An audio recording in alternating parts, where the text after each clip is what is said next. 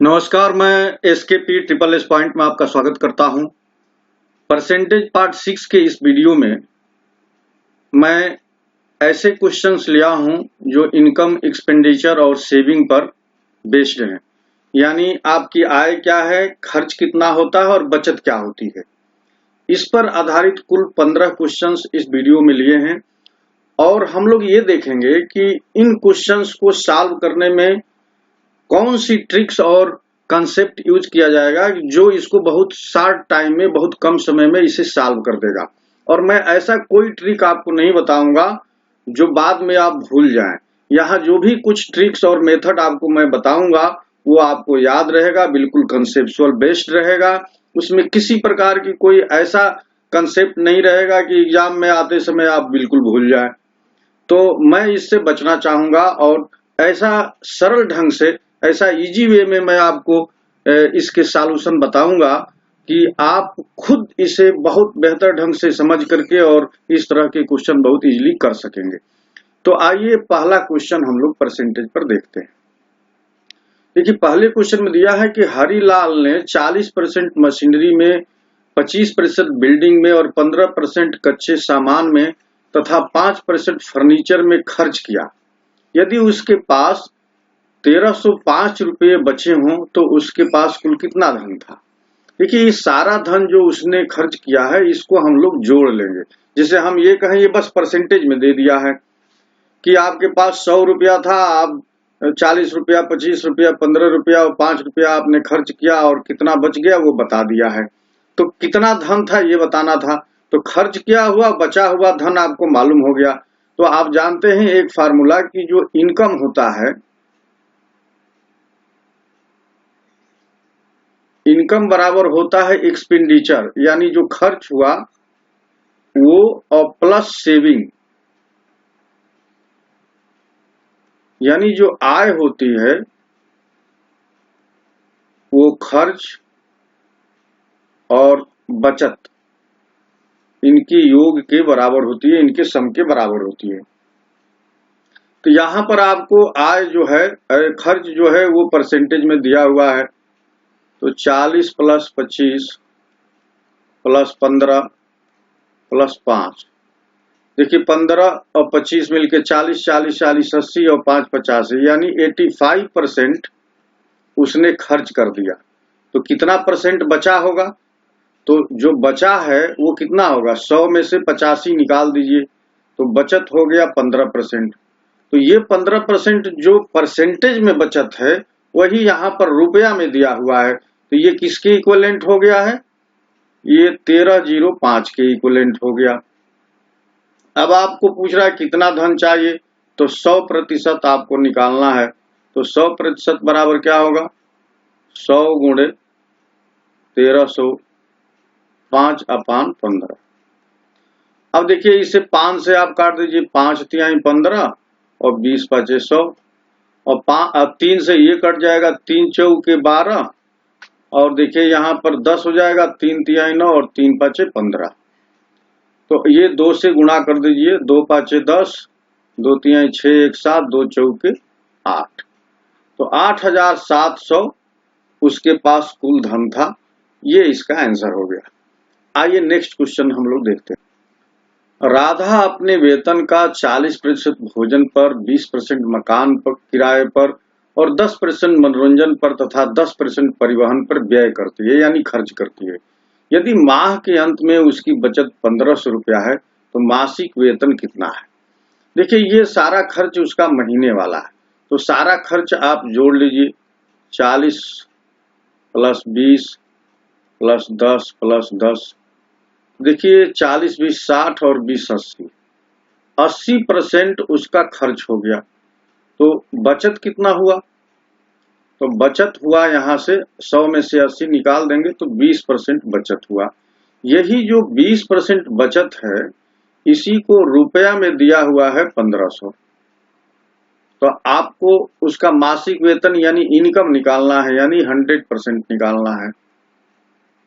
तो 20 का 5 गुना 100 है, 5 गुना, तो 1500 का 5 गुना आपको निकालना है। तो 15 पचे 75 और 2 जीरो और आप बना देंगे।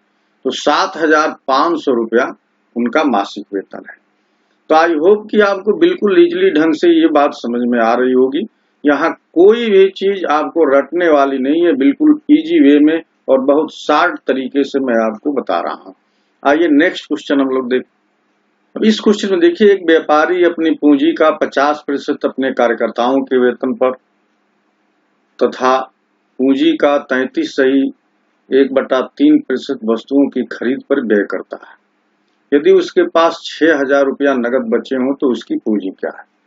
देखिए, एक चीज हम लोग और करेंगे कि जब इस तरह का परसेंटेज दिया रहे तो हम लोग इसके भी लिए उपाय देखिए। 50% का मतलब होता है 1/2 और ये 33 सही ये 100/3 है, 300 है।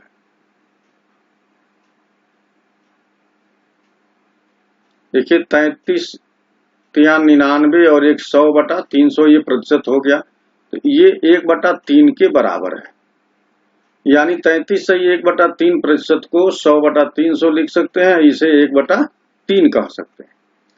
अब देखिए, इसको जैसे ही हम लोगों ने फ्रैक्शन में बदल लिया, भिन्न में बदल लिया, ये बड़ा आसान हो गया। अब इन दोनों को जोड़ लेना है क्योंकि ये दोनों खर्चे हैं।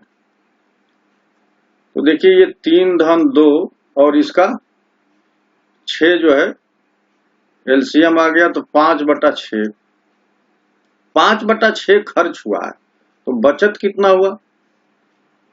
तो बचत 1 रुपया था, 1 में से 5/6 खर्च हो गया, तो 1/6 बचा।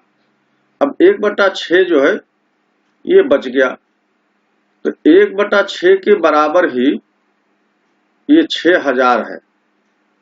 तो 1 के बराबर आपको निकालना है, तो ये 6 इससे गुणा हो जाएगा तो 36 हो जाएगा। तो 36,000 रुपया आपका आंसर हो जाएगा। तो इसमें देखिए, हम लोगों ने परसेंटेज को किस में बदल लिया, फ्रैक्शन में। उसे बदलने से कितनी सहूलियत हो गई, क्योंकि इस तरह से अगर सॉल्व करते तो अंततः वो ऐसी रूप में आता, थोड़ा सा टफ हो जाता। लेकिन जैसे ही हम लोगों ने इसे फ्रैक्शन में कन्वर्ट कर लिया, ये चीजें आसान हो गई और बहुत जल्दी से आप इसके आंसर पर आ गए। आइए नेक्स्ट क्वेश्चन देखिए। इस क्वेश्चन में है कि आमिर अपनी आय का 20% अपने परिवार पर खर्च करता है, शेष में से 50% चिकित्सा पर, परिवहन और बच्चों की शिक्षा पर खर्च करता है। वह प्रति माह 800 रुपए की बचत करता है, तो उसकी मासिक आय क्या है। अब देखिए, अगर उसकी मासिक आय हम लोग 100 रुपया मान लें, तो x का 20% वो परिवार पर खर्च कर दिया, तो कितना बचा, 80% बचा, 80/100।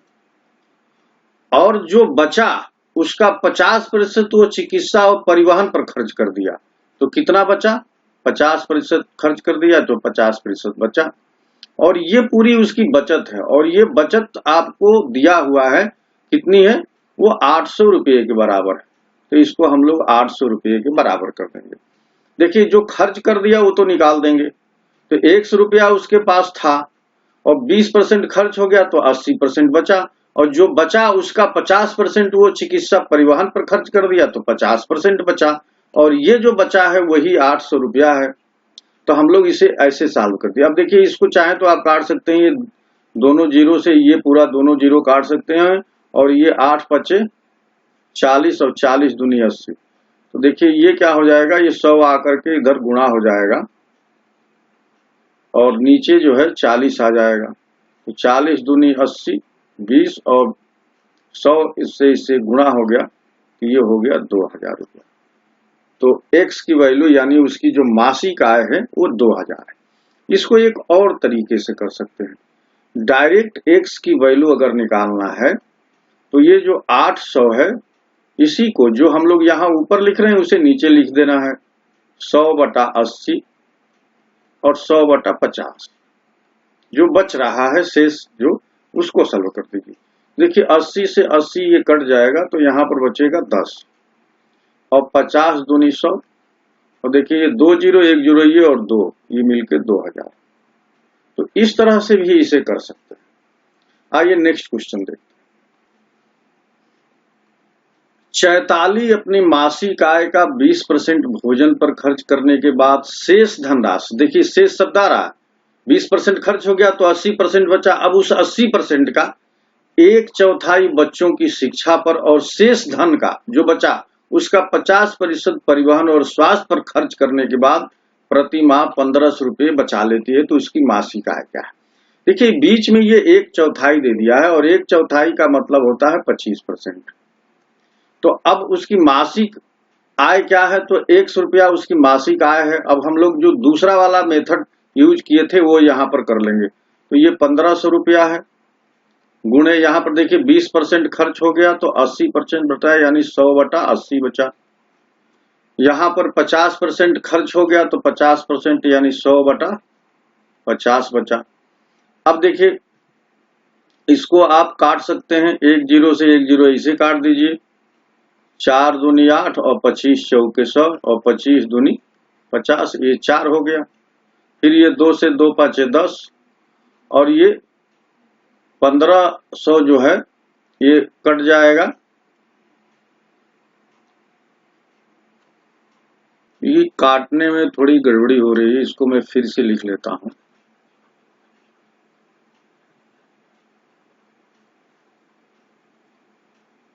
ये x इक्वल टू हो जाएगा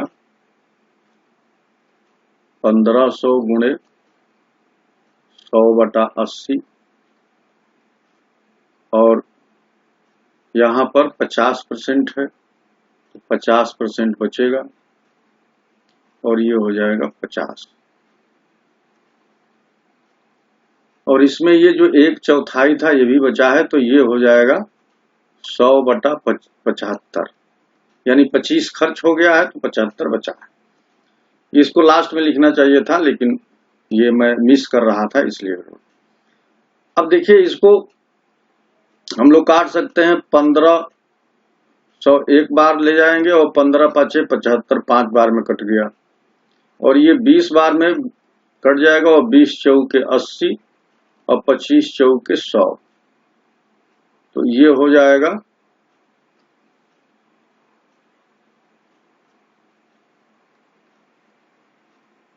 25 और ये 50 जो है इसको 2 बार में काट देगा।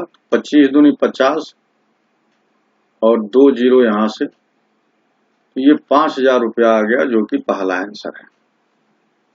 इसे बस कैंसिल करना है और जितना जल्दी आप कैंसिल कर सकते हैं। आइए नेक्स्ट क्वेश्चन देखिए। एक व्यक्ति अपनी वेतन का 30% भोजन पर खर्च करता है और 3% दान देता है। यदि उसने इन दोनों पर 231 रुपये खर्च किए तो उसका वेतन कितना है? यहाँ पर देखिए ये खर्च, कुल खर्च कितना हो जाएगा? तो कुल खर्च उसका 30% ये और 3%, कुल मिलाकर 33% उसका खर्च हो गया।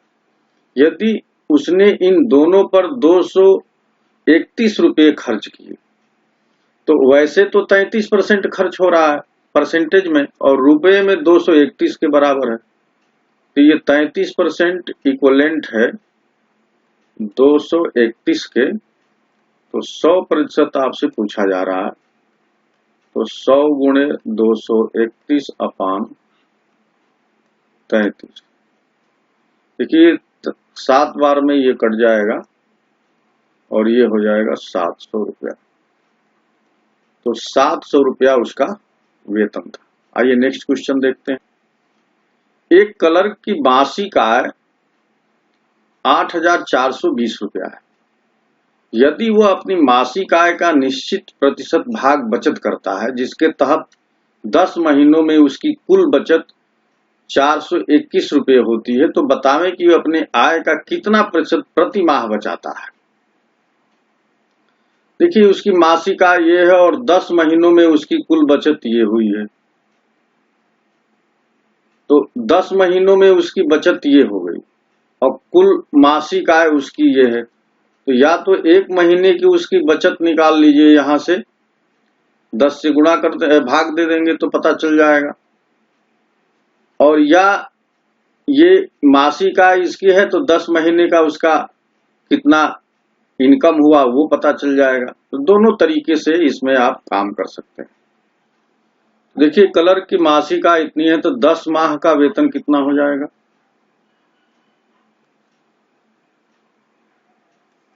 इसमें 10 का गुणा कर देंगे, यानी 1 जीरो बढ़ा दिए, और वो उसकी 10 महीने में कुल बचत इतनी है, तो वो अपनी आय का कितना प्रतिशत बचाता है, तो प्रतिशत बचत निकालनी है। तो 421 रुपया 8,400, अरे ये 84,200 आ गया, और 100 से गुणा करेंगे तो ये प्रतिशत मतलब के देखिए, जो 2 जीरो से 2 जीरो कट जाएगा और ये 2 बार में ये कट जाता है, यानी 1/2 हुआ, और 1/2 को 0.5% करते हैं, तो इसका आंसर आ गया 0.5%। अब आपके दिमाग में एक शंका पैदा हो सकती है, आप तो 10 महीने के लिए निकाले और ये मासिक पूछ रहा है, तो जो प्रतिशत आएगा वो अगर महीना हम लोग 10 लिए हैं, 10 नीचे भी करेंगे तो वो दोनों कट जाएगा। भाई ये 10 महीने के लिए, वो भी 10 महीने के लिए, तो 10 से इसमें गुणा किया गया और इसमें भी 10 से, तो वो 10-10 कट जाएगा, इसलिए परसेंटेज पर उसका कोई फर्क नहीं पड़ेगा। इसका आंसर यही आएगा। आइए नेक्स्ट क्वेश्चन देखते हैं।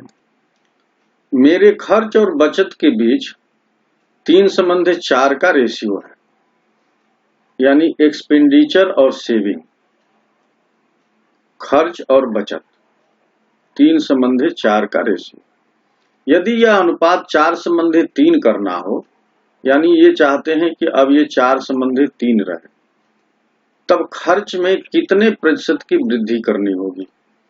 तो देखिए, अगर इन दोनों का डिफरेंस सेम है, तो यहां भी डिफरेंस देखिए 1 है और यहां भी डिफरेंस 1 है, तो अगर डिफरेंस सेम है तब हम इस क्वेश्चन को ये कह सकते हैं कि कितने प्रतिशत वृद्धि करनी होगी। पहले खर्च 3 रुपया होता था, अब 4 रुपया होने लगा, यानी 1 रुपया का वृद्धि हो गई।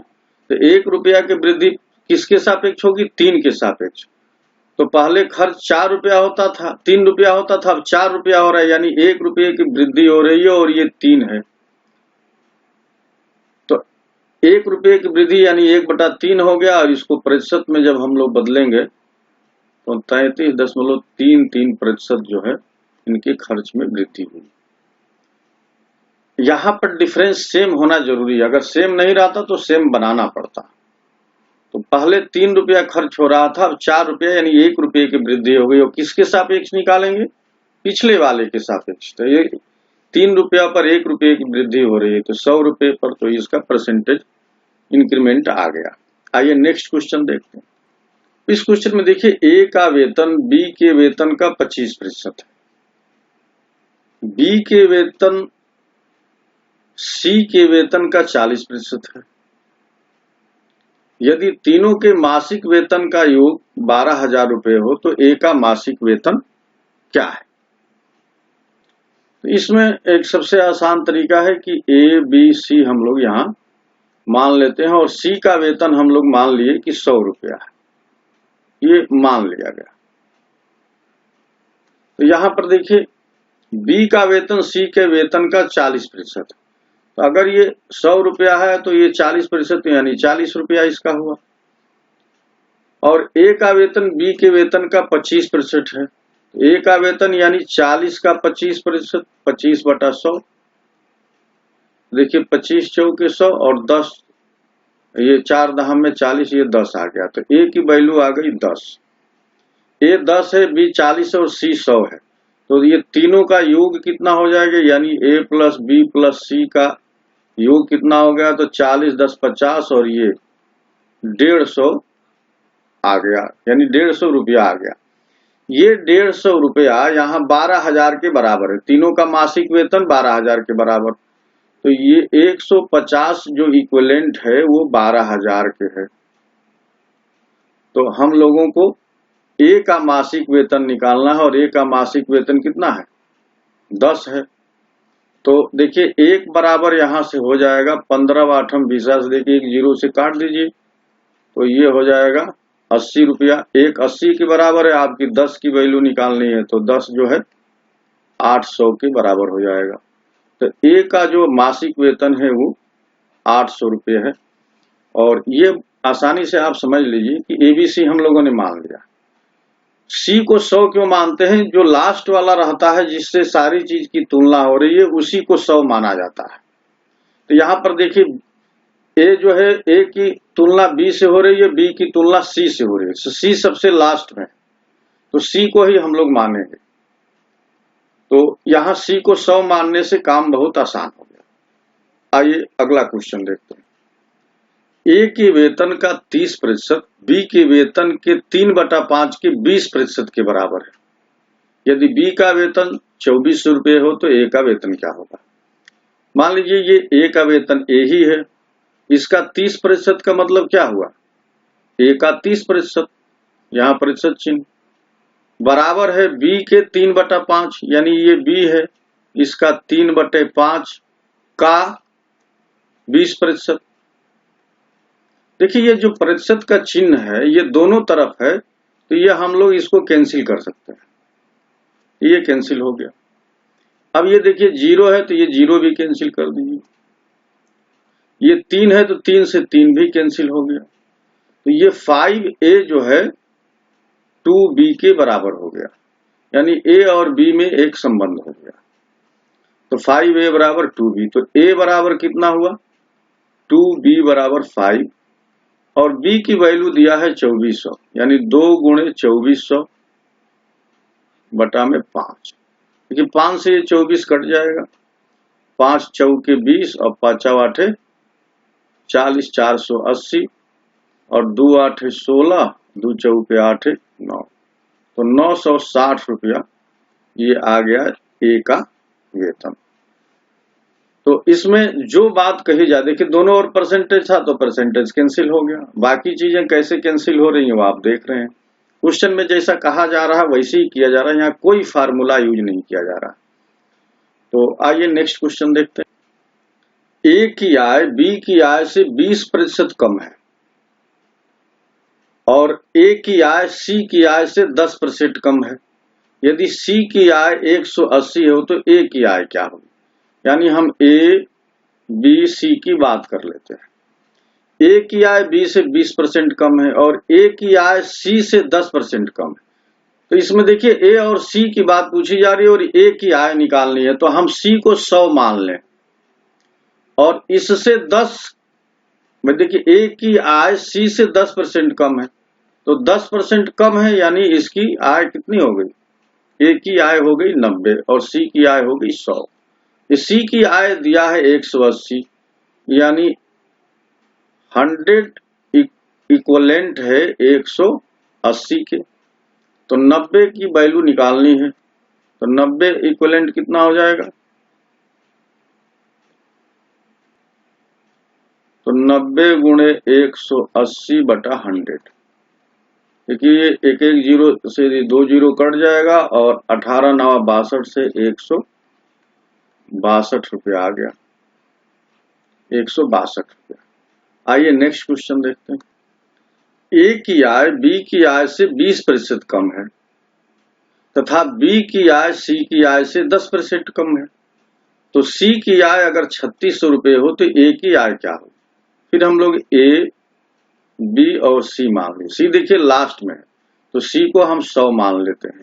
देखिए बी की आय सी से 10% कम है, यानी बी की आय 90 हो गई, 10% कम, और ए की आय बी से 20% कम है, यानी 90 का 80% ही लेना है, तो ये हो जाएगा 72। तो ए की वैल्यू 72 आ गई, बी की 90 और सी की 100। और यहां पूछ रहा है कि सी की आय अगर 3600 रुपया हो तो ए की आय क्या होगी? यानी 100 इक्वलेंट यहां पर है 3600 के, तो ये 2 जीरो से काट देंगे तो ए की इक्वलेंट हो जाएगा 36 के, और 72 की वैल्यू आपको निकालनी है, तो 72 इक्वलेंट हो जाएगा 72 गुणे 36, और ये आप गुणा करने के बाद पा जाएंगे 2592। 2592 रुपया इसका आंसर आ गया। तो जो क्वेश्चन में पूछा जा रहा है उसी के अकॉर्डिंग हम लोगों को यहाँ काम करना है। आइए नेक्स्ट क्वेश्चन देखते हैं। नेक्स्ट क्वेश्चन, ए की 5% आय बी की 15% आय के बराबर है, यानी 5% ऑफ ए बराबर है 15% ऑफ बी। अब देखिए परसेंट परसेंट काट देंगे और 5 तिहाई 15, यानी ए बराबर है 3b के, यानी ए संबंधी b बराबर हो जाएगा, देखिए b नीचे आएगा तो 3 संबंधी 1 आ गया। इसी तरह से b की आय 10%, b की 10% आय c की 20% आय के बराबर है, तो 10% ऑफ b बराबर है 20% ऑफ c। यहां देखिए परसेंटेज परसेंटेज काट देंगे, 10 दूनी 20, यानी b बराबर 2c। तो b और c का जो रेशियो है वो 2 संबंधी 1 का है। यहां पर a b c की कुल आय पता करनी है, तो a b c की कुल आय पता करने के लिए हम लोगों को a संबंधी b संबंधी c की वैल्यू निकालनी पड़ेगी। तो यहां पर देखिए a संबंधी b 3 संबंधी 1 है, और ये तो हम लोग कैसे निकालते हैं, a संबंधी b बराबर है 3 संबंधी 1 के और b संबंधी c इक्वल है 2 संबंधी 1 के। तो यहाँ a संबंधी b संबंधी c बराबर हो जाएगा इन दोनों का गुणा 6 और 2 का इधर गुणा 2 और 1 का गुणा 1 में, यानी a संबंधी b संबंधी c जो है 6 संबंधी 2 संबंधी 1 के बराबर है। अब इन सबको जोड़ेंगे तो 6 2 8 1 9 हुआ, और यहां पर कह रहा है कि c की आय 2000 रुपये है। तो c की वैल्यू अगर 2000 है और c देखिए यहां पर 1 दिया है, तो 1 किसके इक्विवेलेंट है, 2000 के, और यहाँ 9 आ रहा है सबको जोड़ने पर, तो 9 कितने के इक्विवेलेंट हो जाएगा, 9 दूना 18, यानी 18,000 की इक्विवेलेंट हो गया। तो कितना दो तीनों की आय हो गई, 18,000 रुपये। आइए नेक्स्ट क्वेश्चन करते हैं। C की आय B की आय से 20% अधिक है और B की आय A की आय से 25% अधिक है, तो C की आय A की आय से कितने प्रतिशत अधिक है, ये निकालना है। देखिए हम लोग A, B और C ऐसे लिख लेंगे। अब देखिए A से तुलना सबकी हो रही है, B की आय A से 25%, तो A को हम लोग यहाँ 100 मानेंगे और B की आय हो जाएगी 125, और C की आय B से 20% अधिक है, तो 125 का 20% अधिक यानी 120 बटा में 100। तो देखिए 25 पाँचे 125 और 25 चौके 100 और 4 तिहाई 12 और 30 पाँचे 150, तो C की वैल्यू 150 आ गई। अब ये पूछ रहा है कि C की आय A की आय से कितने प्रतिशत है, A की आय 100 है और C की आय 150 है, तो A से तुलना हो रही कि कितने प्रतिशत अधिक है, तो कितने प्रतिशत, 50 अधिक है, कितने में, 100 पर, और ये 100 से गुणा होगा तो 100 कट जाएगा, तो कितना अधिक हो जाएगा, 50% अधिक हो गया। तो इसका आंसर आ गया 50%। C की आय A की आय से 50% अधिक है। आइए नेक्स्ट क्वेश्चन करते हैं। क्वेश्चन नंबर 15 और लास्ट क्वेश्चन है, A अगर B से 20% अधिक है जबकि C से 20% कम है, तो B C से कितना प्रतिशत कम है, ये निकालना है।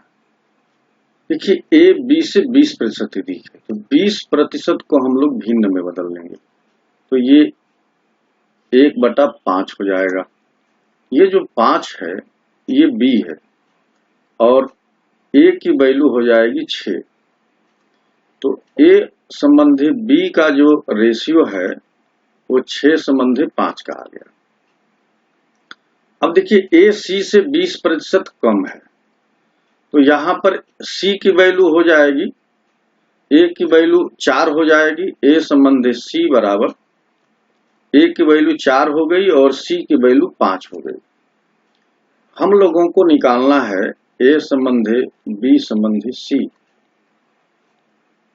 तभी पता चलेगा कि B C से कितना प्रतिशत कम है, क्योंकि यहां पर वैल्यू जो है वो रेशियो में मैं निकाल के कर रहा हूं। देखिए A यहां पर 6 है और दूसरे में A 4 है, तो दोनों की वैल्यू बराबर करने के लिए ऊपर वाले में अगर हम लोग 2 का गुणा कर दें और नीचे वाले में अगर 3 का गुणा कर दें तो A की वैल्यू बराबर हो जाएगी।